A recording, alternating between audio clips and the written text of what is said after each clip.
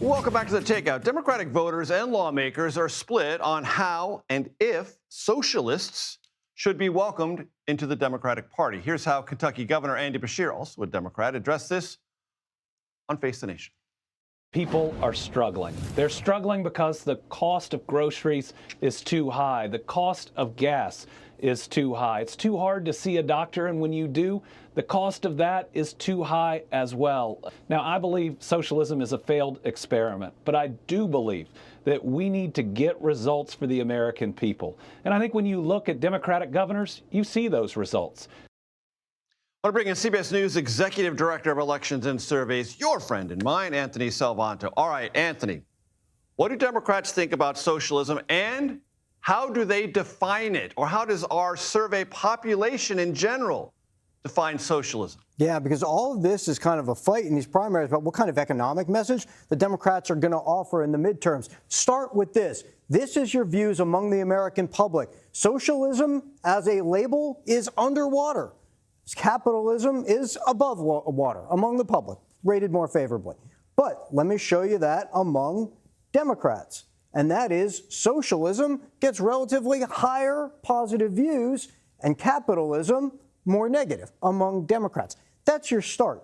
But in terms of then, what do the Democrats offer going forward? Because that's really what this debate is about. Well, consider this.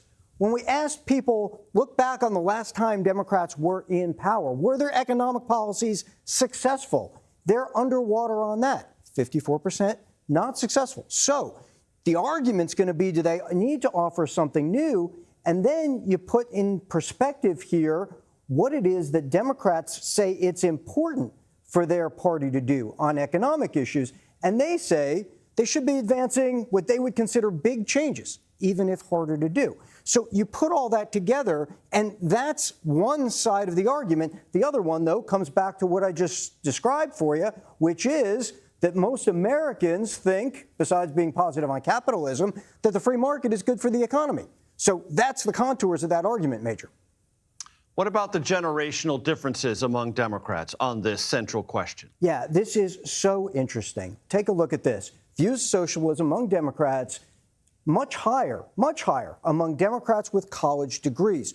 One perspective on this is that there's kind of a relative expectations in that they do have higher incomes, they are doing a little bit better, and yet there's this sense among Democrats and among the general public that their opportunities are worse than the previous generation. So it may be that these folks feel like they're doing a little better, but quite simply, their money doesn't buy what they expected it to.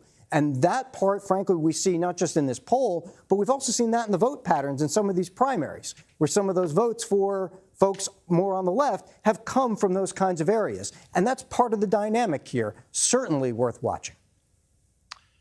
Anthony Salvanto, always appreciated, sir. Thank you.